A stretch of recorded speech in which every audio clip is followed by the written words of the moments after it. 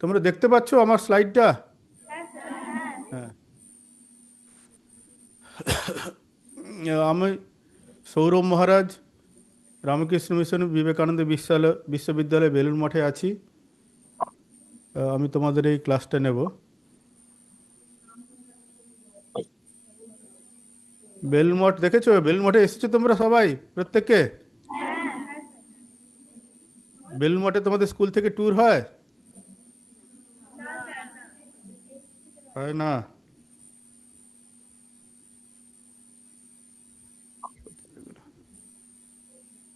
F5 করে না, Control F5।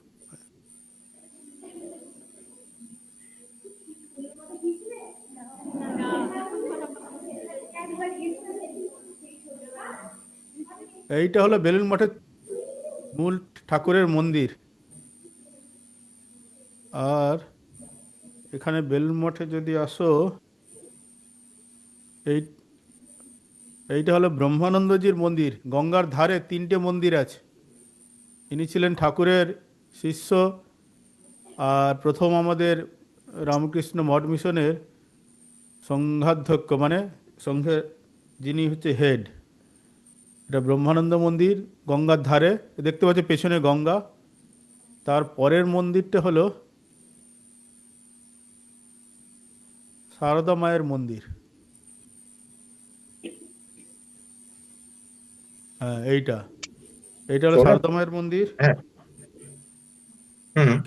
কিছু বলছো? হুম। এই হুম। সৌম্য,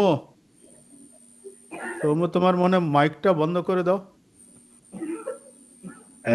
এখনের ডেট দিয়ে। আচ্ছা, সৌম্য, তোমার মাইকটা বন্ধ করো। মানে সংখ্যাটা সেম থাকবে, শুধু আমরা ডেটটা চেঞ্জ করে দেবো। সৌম্য, হ্যাঁ, ধরো ওরা 15 দিনের জন্য চাইছে, ওরা এই সৌম্য 15টা দিল, তোমার আমরা মাইক, ওই 15টা ওই 15 কনভার্ট করবো। সৌম্য ঠিক তোমার আছে, মাইকটা ঠিক বন্ধ আছে, করো। ঠিক ঠিক ঠিক। ঠিক আছে, ঠিক আছে। হুম। হুম। আচ্ছা, তাহলে ওটা আমি ওদের করতে বলে, মানে তুমি কখন ওদের থেকে বলবো বলো করার জন্য ওদের? ওটা তো সৌম্য, খোলাই আছে, ওটা করতেই পারো।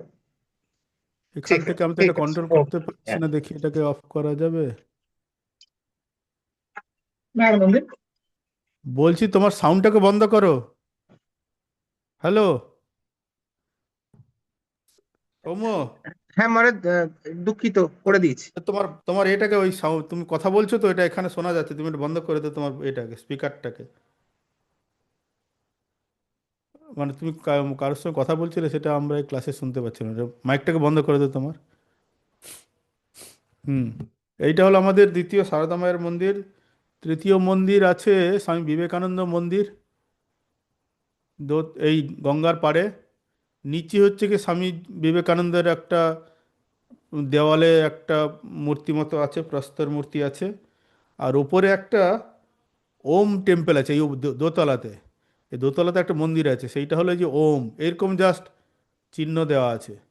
আমি আগের ক্লাসে বলে দিয়েছিলাম, আগের যারা এই বাঁশবেড়িয়াতে ছিল তারা জানো, কিন্তু দার বংশীয়টা হচ্ছে ওরা ছিল না, ওই জন্য আমি আবার বলছি।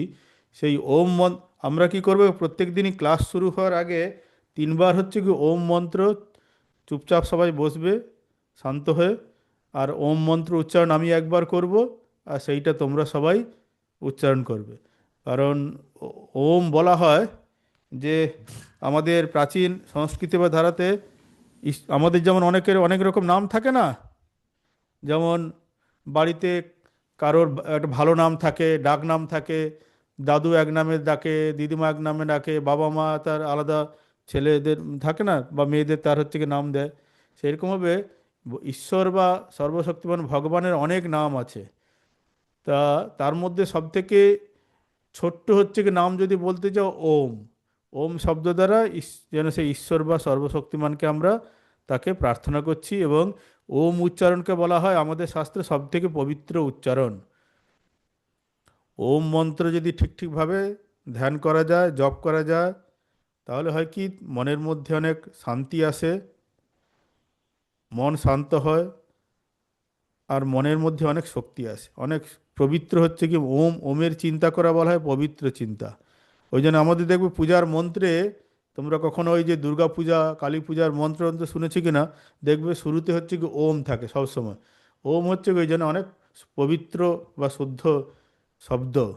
অতএব এই মন্ত্র দ্বারা যদি ধ্যান করো, তাহলে আমাদের জীবনে অনেক সমস্যা দূর হয়, আর আমাদের মনে প্রশান্তি আসে। জীবনে হচ্ছে কি মন মন মন যদি সুস্থ থাকে, তাহলে দেখবে আমাদের জীবনে অনেক কিছুই ভালোভাবে করতে পারি। মনই তো আমাদের সব কিছু সমস্যার মূল কারণ, না শরীর আর মন। তা সেই জন্য আমি প্রথমে একবার উচ্চারণ করছি, তোমরাও সেটা উচ্চারণ করো আর কি। করো। ও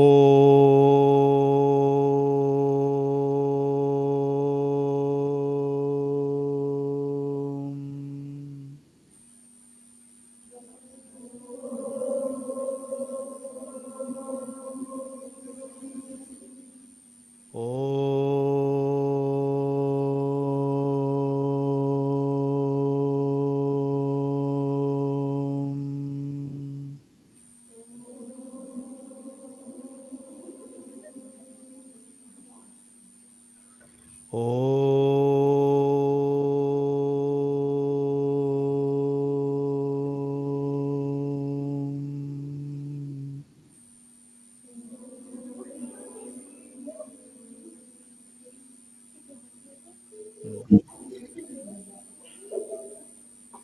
এরপরে আমরা এই ওম যে শব্দটা আছে না, এইভাবে স্ক্রিনটা কি করতে হচ্ছে?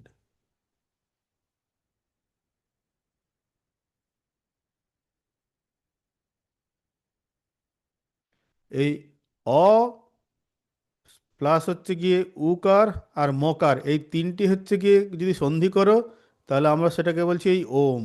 ওম শব্দটা বলছি। ওমটা হচ্ছে এইরকম ভাবে। এবারে আমরা আসছি, এরপরে আরো দুটো হচ্ছে কি মন্ত্র আমরা পাঠ করব।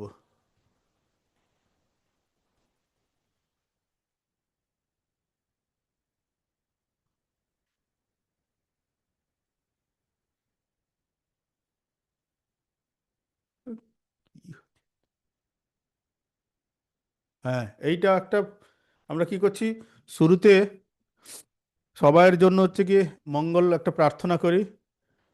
যে কোনো আমরা যখন কোনো শুভ কাজ করতে চাই, তখন আমরা একটা সবসময় আমাদের প্রাচীন সাংস্কৃতিক বা ধারায় আছে, একটা প্রার্থনা মন্ত্র দিয়ে শুরু করা হয় আর কি।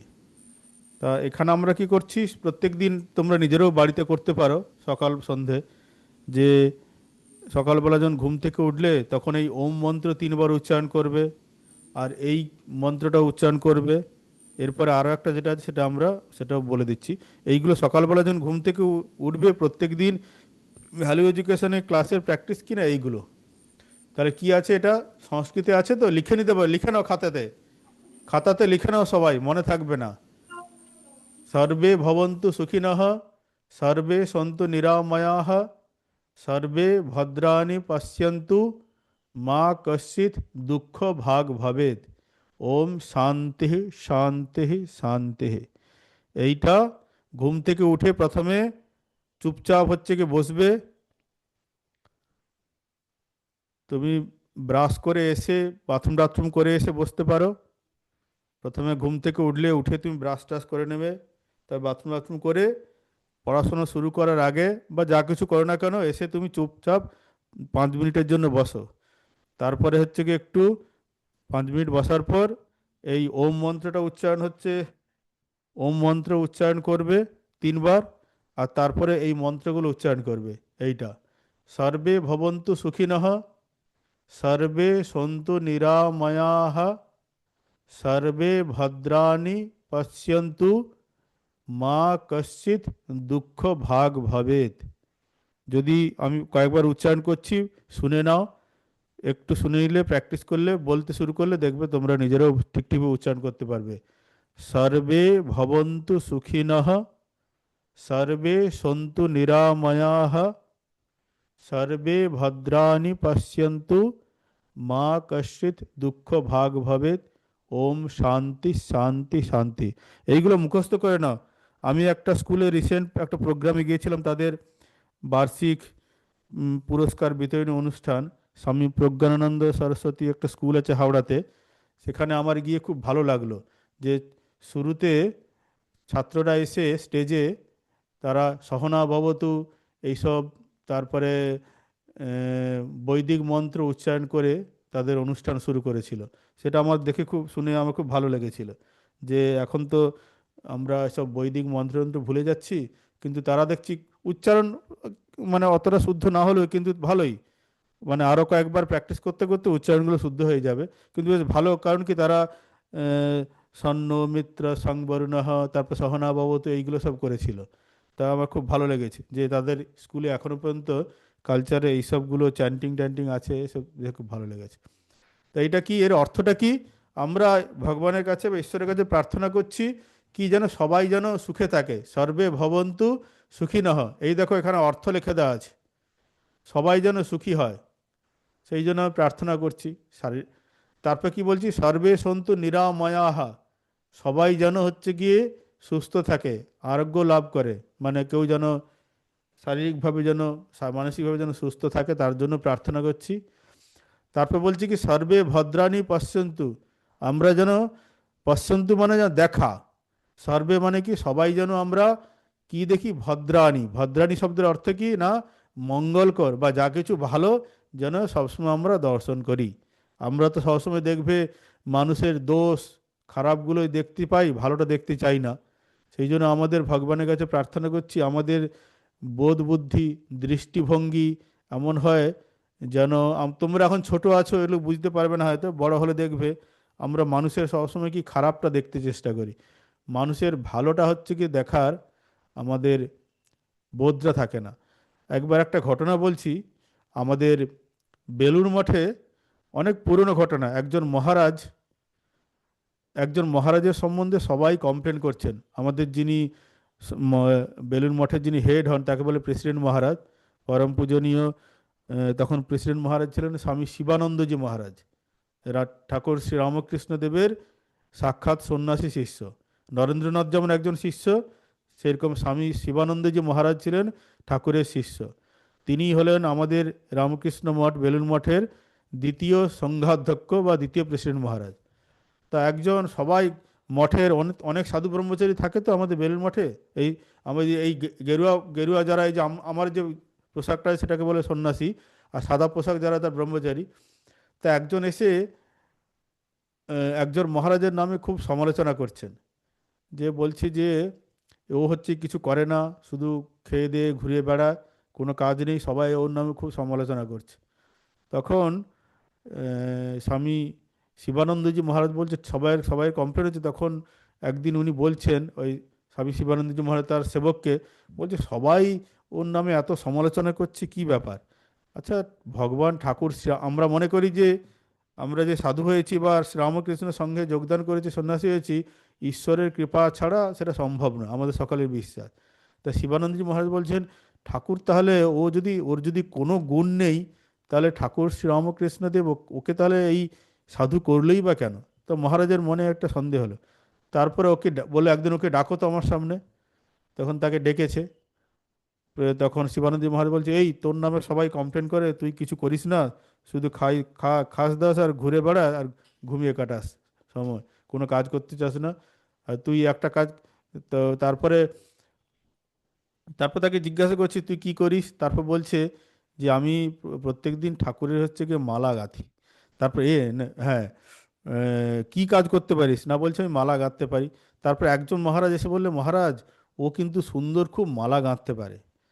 তখন শিবানন্দজি মহারাজ তখন ওকে বলছে আচ্ছা তুই হচ্ছে কি নাকি শুনেছিস নাকি ভালো মালা গাঁথতে পারিস? তখন সে বলছে হ্যাঁ মহারাজ, আমি মালা গাঁথতে আমার ভালো লাগে। তখন শিবানন্দজি মহারাজ বলল যে ঠিক আছে, তুই আজ থেকে মঠে প্রত্যেক দিনই সকাল বিকেল ঠাকুরের জন্য হচ্ছে গিয়ে মালা তৈরি করবে, এটাই তোর কাজ। আর সেই মহারাজ যতদিন বেঁচে ছিলেন তার জীবিতকালে বেলুড় মঠে তিনি নিষ্ঠা সহকারে সকাল আর সন্ধেবেলা হচ্ছে কি বলে ঠাকুরের জন্য, মায়ের জন্য, স্বামীজির জন্য মালা তৈরি করতে। এটাই তার কাজ। এই রকম যে আমরা সবসময় মানুষের মধ্যে দোষ দেখে বেড়াই, কিন্তু তার মধ্যে যে একটা ভালো গুণ আছে সেইটা আমাদের চোখে পড়ে না। ওই জন্য আমরা ভগবানের কাছে প্রার্থনা করছি যেন আমরা খারাপের মধ্যেও যেন সবসময় একটা পজিটিভ ভালো কিছু হচ্ছে যেন দর্শন করি। তাহলে দেখবে আমাদের চিন্তা ভাবনা ভালো যদি তুমি লোকের মধ্যে দেখতে শুরু করো না, তাহলে তোমার ভেতরের মধ্যেও ভালো তৈরি হবে। আর তুমি যদি খারাপ দেখতে শুরু করো, তাহলে তুমি খারাপ চিন্তা ভাবনা তোমার মধ্যেও চলবে। সেই জন্য আমরা প্রার্থনা করছি, হে ভগবান, তুমি আমাকে শক্তি দাও আমাদেরকে, যাতে আমরা সবসময় ভালো কিছু দর্শন করি। আর কি প্রার্থনা করছি, মা কশ্চিৎ দুঃখ ভাগ ভবেৎ, আমরা যেন কখনো কেউ দুঃখ কষ্টে যেন না পড়ি। জীবনে তো সবাই দুঃখ কষ্ট আছে না, বিভিন্ন মানুষের বিভিন্ন রকম দুঃখ কষ্ট সবাইয়েরই, আমাদের কম বড় সব, ছোট বৃদ্ধ বৃদ্ধা যুবক যুবতী সবাইয়ের জীবনেই দুঃখ আছে। তাই ঈশ্বরের কাছে প্রার্থনা করছি যাতে দুঃখটা একদম থাকবে না তা নয়, দুঃখের যেন কষ্টটা যেন কম হয়। সেই জন্য আমি বলছি মা কশ্চিৎ দুঃখ ভাগ ভাবে। এখানে সংস্কৃত শব্দ এইটা মা, মা মানে যেন আমাদের, মা মানে হচ্ছে গিয়ে মাদার নয়, মানে গর্ভধারিণী মা নয়, মা মানে এখানে হচ্ছে গিয়ে যেন আমরা দুঃখ না পাই, না অর্থে, মা শব্দের অর্থ না, কখনো যেন দুঃখ হচ্ছে কি আমাদের পীড়া যেন আমরা না পাই, বা দুঃখ কষ্টের পীড়া যেন ভেঙে না পড়ি। তারপর বলছি কি ওম শান্তি শান্তি শান্তি, যেন তিনবার শান্তি প্রার্থনা করছি, সব কিছুই যেন আমাদের নিজেদের জীবনের জন্য শান্তি আসে, পারিবারিক জীবনের জন্য শান্তি আসে, সামাজিক জীবনের জন্য শান্তি বিরাজ করে, দেশের মধ্যেও যেন শান্তি বিরাজ করে, জগতের মধ্যে যেন শান্তি বিরাজ করে, সেই শান্তির জন্য প্রার্থনা করছি। এইটা হলো জগতের সকলের জন্য হচ্ছে প্রার্থনা করা। এইটা কিন্তু প্রত্যেক দিন ওই যে ঘুম থেকে উঠবে, আর সন্ধ্যেবেলা শুতে যাওয়ার আগে, বা হচ্ছে গিয়ে পড়াশোনা শেষ হয়ে গেলে, তাহলে ওম উচ্চারণ করবে তিনবার চুপচাপ বসে, তারপরে এই মন্ত্র এইটা উচ্চারণ করবে, করে তারপরে আর একটা শেখাচ্ছি, এইটা হলো এই যে এইটা, এটা হলো আমাদের নিজেদের জন্য প্রার্থনাটা লিখে নাও। এটা হচ্ছে বেদের মন্ত্র। বেদ আছে না আমাদের প্রাচীন ধর্মগ্রন্থ বেদ, বেদের হচ্ছে গিয়ে একটা অংশ। ওম অসতো মা সদ্গময়, তমসো মা জ্যোতির্গময়, মৃত্যুর্মাম অমৃতম গময়, ওম শান্তি শান্তি শান্তি। অতএব এখানেও আমরা তিনবার শান্তি প্রার্থনা করছি সবসময়, যেন সবসময় আমাদের জীবনে শান্তি থাকে। এখানে কি আছে, অসতো মা সদ্গময়, ঈশ্বরের ওম মানে কি, ঈশ্বর হে ভগবান, আমাদেরকে অসত্য থেকে সত্যের পথে নিয়ে চলো, মানে আমরা যেন সর্বদা সত্যকে ধরে থাকতে পারি, সত্যকে ধরে থাকতে পারি। সত্য মানে কি, দূরে অনেক সত্যের অর্থ হতে পারে। একটা হলো যেন আমরা সর্বদা সত্য কথা বলি, সর্বদা সত্য কথা বলার চেষ্টা করি। এইটা যেন হয়, সবসময় বলতে হতে পারি না, কিন্তু যেন চেষ্টা যেন থাকে সবসময় যেন সত্য কথা বলার। স্বামীজি বলছেন না যে জগতের সব কিছু সত্যের জন্য সব কিছুকে ত্যাগ করা চলে, কিন্তু কোনো কিছুর জন্য সত্যকে আমি ত্যাগ করতে পারবো না। এই রকম সত্যের প্রতি নিষ্ঠা থাকতে হবে। আর আমাদের সংবিধান দেখেছো, ওই দেখেছো কখন হচ্ছে ওই এতে উম, ওই যে অশোক স্তম্ভ, বা হচ্ছে গিয়ে সেই টাকাতে বা মানে সব থাকে না, তার নিচে লেখা থাকে সত্যমেব জয়তে, এই কথাটা লেখা থাকে, মানে সত্যের সর্বদা জয় হবে। অশোক স্তম্ভ বা হচ্ছে টাকাতে ওই, বা ওই 1 টাকা 2 টাকার কয়েনে, বা হচ্ছে কি নোটের দেখবে ওই সিংহের যে ছবিটা থাকে তার নিচে লেখা থাকে সত্যমেব জয়তে। আমাদের কনস্টিটিউশনের হচ্ছে কি মূল মন্ত্র কি না, সত্যেরই সর্বদা জয় হবে। অতএব ঠাকুর শ্রীরামকৃষ্ণ বলছে না যে সত্য কথা কলির তপস্যা, মানে আজকালকার দিনে যদি তপস্যা যদি করতে হয় মানুষকে, হচ্ছে কি সব থেকে বড় তপস্যা কি না, সত্য হচ্ছে কি ধরে রাখা, সত্য কথা বলা, সত্য। অতএব কারণ কি, সত্য কথা বলে মনে অনেক শক্তি আসে। সত্য কথা প্রথম প্রথম বলতে খুব কষ্ট, যারা মিথ্যা কথা বলতে বলতে অভ্যস্ত হয়ে গেছে তাদের ক্ষেত্রে সত্যটা বলা কঠিন, কিন্তু সত্য বলতে বলতে তোমার মধ্যে এত শক্তি আসবে, তোমার চরিত্র এত মানে বলশালী হবে, যে মানুষ হচ্ছে কি তোমার কোনো, তোমার ধারে অশুভ বা অমঙ্গল তোমার ধারে পাশে আসতেই পারবে না। অতএব জীবনে সত্যকে ধরে রাখতেই হবে, কারণ সত্য না ছাড়া ছাড়া চলবে না। মানুষে মানুষের সম্পর্ক, বাবার সঙ্গে হচ্ছে গিয়ে মায়ের সম্পর্ক, মায়ের সঙ্গে বাবার সম্পর্ক, শিক্ষকের সঙ্গে ছাত্রের সম্পর্ক, ছাত্রের সঙ্গে শিক্ষকের সম্পর্ক, তারপর হচ্ছে কি কাস্টমারের সঙ্গে মানে তুমি যখন জিনিস কিনতে যাচ্ছ, যে হচ্ছে কি বিক্রি করছে সেও কি সৎ? অতএব সততাটা হচ্ছে কি আমাদের জীবনের প্রত্যেকটা মুহূর্তেই দরকার, না হলে হবে না। আমরা পড়াশুনোর ক্ষেত্রে আমাদের জীবনের ক্ষেত্রে সততা দরকার। না হলে হচ্ছে কি হবে, মিথ্যার আশ্রয় নিলে মানুষের হচ্ছে দুর্নীতি বাড়বে। চারিদিকে হচ্ছে কি আজকে মানে এত মিথ্যার আশ্রয়ের জন্য তো আজকে এত দুর্নীতি, কারণ আমরা সত্যের পথে নেই। এতে আমরা সবসময় অসৎ হয়েছি। যে কোনো সম্পর্কের মধ্যেও কিন্তু সত্যটাই হচ্ছে কি সব থেকে বড়। যদি তুমি মিথ্যা কথা বলতে শুরু করো, তাহলে দেখবে একবার যদি তুমি ধরা পড়ো, মানুষের তোমার উপরে সেই সন্দেহ চলে আসে। একটা গল্প তোমরা শুনেছো না, ওই একটা রাখাল বালক গরু চড়াতে যেত। তোমরা তো নিশ্চয়ই এগুলো শুনে থাকবে, ছোটদের ছোট বয়সের গল্প এগুলো তো। আমরা তো মানে পড়েছিলাম আমরা ছোটবেলায়, যে গরু চড়াতে গেছে। তারপর তো রাখাল বালক তার একদিন মজা করছে, চিৎকার করছে, বাঘ বাঘ বাঘ বলে চিৎকার করছে। তার গ্রামের লোকজন তখন সত্যি করে বাঘ এসেছে পড়ে, তো চিৎকার শুনে তখন সেই রাখাল বালকের কাছে পৌঁছে দেখে রাখাল বালক তার মজা করছে, বলছে কোনো বাঘ নেই, কিছু নেই। তারপরে একদিন গেল, দ্বিতীয় আরেকদিন বলে বেশ মজা পেয়েছে, গ্রামের লোকটা সবাই ছুটে এসে পরে কয়েকদিন বাদে আবার সে চিৎকার করছে, বাঘ এসেছে, বাঘ বাঁচাও বাঁচাও এরকম বলে চিৎকার করতে শুরু করলো। তারপর আবার দ্বিতীয় দিন এসেছে। এরকম দু তিনবার করার পর তখন গ্রামের লোকেদের মনে হচ্ছে কি, জানলেও এ তো মিথ্যা কথা বলে। তারপরে একদিন হয়েছে কি, সত্যিকারের বাঘ এসে যায়। বাঘ এসে তখন সে আবার চিৎকার করতে থাকে। কিন্তু গ্রামের লোক তখন বলে কি, ও তো হচ্ছে কি মজা করছে, মিথ্যে কথা বলছে, ও বাঘ আসেনি। তাহলে তখন সে হচ্ছে কি বাঘে তার হচ্ছে কি প্রাণটা চলে গেল। তাহলে দেখো এই যে এগুলো ছোট ছোট গল্প, কিন্তু এর মধ্যে খুব শিক্ষণীয় আছে। অতএব তোমার মানুষের তোমার প্রতি হচ্ছে কি ভরসা চলে যাবে। তুমি যদি মিথ্যে কথা বলো, অসৎভাবে জীবনযাপন করো, তাহলে তোমার উপরে কিন্তু শিক্ষকদের, বাড়ির লোকেদের, মানে পরিবারের লোকেদের হচ্ছে কি তোমার উপরে সন্দেহ আসবে বা অন্য কিছু হবে। অতএব সবসময় সত্য কথা বলবে সবসময়। নাহলে কি হবে, মিথ্যা কথা বললে না, একটা কথা আছে না, যে যতক্ষণ মিথ্যা ধরা পড়ছে না ততক্ষণ তোমার মধ্যে কিন্তু সেইটা ভেতরে ভেতরে কাজ করবে। ঠিক আছে, ধরো তুমি কোথাও একটা স্কুল থেকে গিয়ে কোথাও ঘুরতে গিয়েছিলে, বাড়িতে এসে বললে না কি কোথায় গেছিলে এত দেরি হলে কেন, না আজকে স্কুলে এক্সট্রা ক্লাস হয়েছিল। মিথ্যাটা বলছো কেন? তুমি বলে দাও না যে আমি এই জায়গায় গিয়েছিলাম, এখানে এই করেছি, এই ব্যাস, বন্ধুদের সঙ্গে গিয়েছিলাম। কিন্তু সেটা নিজেকে ভালো করার জন্য সাময়িক মিথ্যে কথা বলে আমরা ভালো হতে চাই, কিন্তু সেটা কখন বিপদ এসে গেলে আমাদের ক্ষতি হবে সেটা আমরা জানতে পারবো না।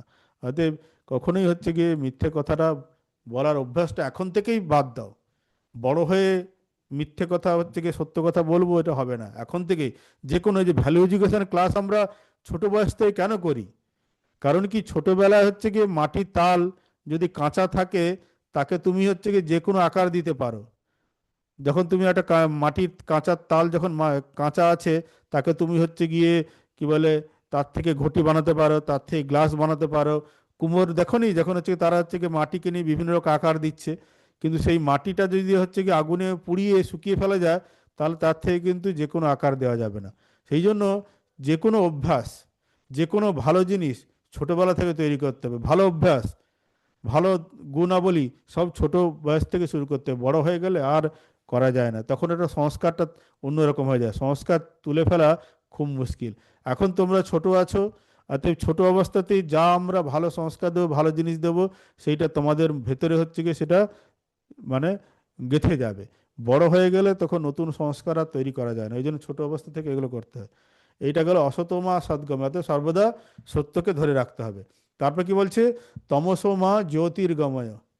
কি বলছে, ঈশ্বরের কাছে প্রার্থনা করছি যেন আমরা সর্বদা তমস মানে কি, মানে অন্ধকার থেকে আলোর দিকে যে আমাদের গতিপথ হয়, তার মানে এই কি আমরা সূর্যের দিকে এগিয়ে যাব? তা নয়। তাহলে অন্ধকার থেকে আলোর দিকে এগিয়ে যাওয়ার অর্থ হলো যেন আমরা সবসময় সারা জীবন যেন হচ্ছে কি আমাদের মধ্যে একটা জ্ঞানের হচ্ছে কি যেন স্পৃহা যেন থাকে, জ্ঞান জ্ঞান অর্জন করার। এই যে ধরো ফর এক্সাম্পল, তোমার মনে হয় না তোমরা হচ্ছে গিয়ে কোথায় সেই, ধরো হচ্ছে কি আমি বেলুড় মঠে বসে আছি, তোমরা হচ্ছে কি আজ এখান থেকে 25 থেকে 20 কিলোমিটার ডিস্টেন্সে বসে আছো। আমি যদি এখান থেকে কথা বলি, তোমাদের কিন্তু কথা গিয়ে তোমাদের কানে পৌঁছানোর কথা নয়। অথচ এতটা দূর থেকে ধরো আমার কথা তোমরা শুনতে পাচ্ছ, আমাকে দেখতে পাচ্ছ, তাহলে কিভাবে হচ্ছে? আর এই যে আমার কথা বা হচ্ছে গিয়ে আমার কথাগুলো, যে ধরো আমি যে কথাগুলো বলছি, আর 25 কিলোমিটার পর্যন্ত তো আমার ভয়েস যাবে না। তাহলে কিভাবে হচ্ছে গিয়ে আমরা সেই 25 কিলোমিটার, আমি যে যেখানে কথা বলছি 25 কিলোমিটার ডিস্টেন্সে, বা ধরো আমরা ফোনে কথা বলি না, ধরো কেউ আমেরিকাতে আছে আর হচ্ছে গিয়ে ধরো আরেকজন এখানে আছে, তাহলে আমেরিকা থেকে তো কেউ কথা বলে সেটা শোনা যাবে না। আর ধরো হচ্ছে এখানে বসে আছে কত হাজার কিলোমিটার দূর, তুমি ভাবো। তাহলে সেই কথাটা, সেখানে যে কথাটা হচ্ছে, সেই কথাটা হচ্ছে গিয়ে এতটা দূরে ভারতবর্ষে এখানে আমি শুনতে পাচ্ছি কি করে? এটা একটা বিস্ময়কর মনে হয় না? কখনো ভেবে দেখেছো? ফোন তো ইউজ করো, ধরো হচ্ছে গিয়ে তোমার কোনো মামা বা হচ্ছে গিয়ে রিলেটিভ হচ্ছে দিল্লিতে আছে, দিল্লিতে সে যে কথাটা বলছে আর আমি এখানে বসে তার কথাটা শুনছি, একবার মনে হয়েছে যে এই কথাটা কিভাবে হচ্ছে কি দিল্লি থেকে এখানে আসছে? আর সেই কথাটাকে তো হচ্ছে কি তো আমরা চোখেও দেখতে পাচ্ছি না, কানেও শুনতে পাচ্ছি না, দিল্লিতে বলছে অথচ আমি কলকাতা বসে শুনছি। তাহলে সেই, এই যে আমাদের যে কথার যে ফ্রিকোয়েন্সিটা কিভাবে একটা জায়গা থেকে আরেকটা যাচ্ছে, এর মধ্যে কি বিজ্ঞান কাজ করছে? তার মানে এর মধ্যে একটা বিশাল হচ্ছে একটা মিস্ট্রি, কত সায়েন্স কাজ করছে যে একটা জায়গা থেকে আরেকটা জায়গায় আমরা কথাটা হচ্ছে গিয়ে পাঠাতে পারছি। যে কথাগুলো হচ্ছে কি তরঙ্গের আকারে, সেই তরঙ্গ কিন্তু আমরা দেখতে পাচ্ছি না। বুঝতে পারছো কতটা হচ্ছে কি? ভাবো তুমি যদি ভেবে দেখো এর মধ্যে সত্যিকারের মানে আশ্চর্য কিরকম। তাহলে কিভাবে হচ্ছে কি বিজ্ঞান একটা জায়গা থেকে আরেকটা জায়গায় নিয়ে যাচ্ছে, সেটা কি জানার ইচ্ছে হবে না? এটা একটা থ্রিল না, একটা মজা না, যে সেটা কিভাবে হচ্ছে? সেই জন্য সবসময় হচ্ছে গিয়ে জানার একটা হচ্ছে গিয়ে স্পৃহা থাকা দরকার যা কিছু, যে প্রত্যেক দিন যখন পড়ছো না বা জানছো যে আজকে নতুন কি শিখলাম, নতুন কি জানলাম, সেটা যে বইয়ের পড়া হবে তা কিছু নয়। জীবনের অভিজ্ঞতা থেকেও হতে পারে, জীবনের কর্ম থেকেও হতে পারে, মানে সে রাস্তায় হাঁটতে হাঁটতে হতে পারে, বাজার করতে যেতে হতে পারে, বিভিন্ন বন্ধুর সঙ্গে কথা বলেও হতে পারে, যে কোনোভাবেই হচ্ছে কি হতে পারে যে আজকে দিনের শেষে ভাববে যে আজকে আমার খাতাতে কিছু নতুন কিছু শিখলাম কিনা, বা বায়োলজি যে পড়লাম যেটা আগে পড়িনি সেটাও যেন একটা নতুন জিনিস শিখলাম। এই যে জানার একটা যে স্পৃহা, সেই স্পৃহাটা থাকা দরকার। আর সেই জানাটা যেন একটা যেন জানলাম জানলাম কোনো যেন একটা আনন্দ নেই সেইরকম থাকলে হবে না, যে একটা নতুন কিছু আজকে জানলাম তার জন্য মনে যেন একটা আনন্দ হয়, সেই রকম সেই স্পৃহাটা থাকা দরকার। সেটাতে বলছি ওই জন্য তমসোমা জ্যোতির্গময়, সবসময় যেন আমাদের জানার একটা স্পৃহা থাকে। আর একটা কি আছে, মৃত্যুর মাম অমৃতম গময়, আমাদেরকে মানে মৃত্যু থেকে অমৃতের দিকে নিয়ে চলো, আমাদের যাত্রাপথ আছে। এটা হচ্ছে গিয়ে তোমাদের এই মুহূর্তে অর্থ দরকার নেই, কিন্তু ভাবতে পারো যে আমরা যেন সেই জ্ঞানের হচ্ছে গিয়ে আলোতে, আমরা যেন জ্ঞানের আলোর দ্বারা যেন মৃত্যু থেকে অমৃতের পথে হচ্ছে কি আমাদের আমাদের যাত্রা হয়, সেইটা যেন আমরা লাভ করি। আর ওম শান্তি শান্তি শান্তি, তিনবার শান্তির কথা আমি আগেই বলে দিয়েছি। এইটা হচ্ছে গিয়ে এই মানে প্রথমে ওম মন্ত্র উচ্চারণ, তারপর সর্বে ভবন্তু সুখিনঃ, আর এইটা ওম অসতমা সদ্গম, এই তিনটা প্রত্যেক দিন সকালবেলা ঘুম থেকে উঠে ব্রাশ করে পড়তে বসার আগে এইটা করে উচ্চারণ করবে, তারপর পড়াশোনা শুরু করবে। প্রত্যেক দিন সবাই এটা করতে হবে, এটা টাস্ক। আজকে এখানে শেষ করছি, কোনো প্রশ্ন থাকলে পরের ক্লাসে শুরু হওয়ার টাইম হয়ে গেছে, আমি ছেড়ে দিচ্ছি, কারো কোনো করতে পারো। ঠিক আছে। ওম শান্তি শান্তি শান্তি, হরি ওম তৎসৎ, শ্রীরামকৃষ্ণার্পণমস্তু। ঠিক আছে তাহলে তোমরা, আমি এখান থেকে এটা স্টপ করে দিচ্ছি।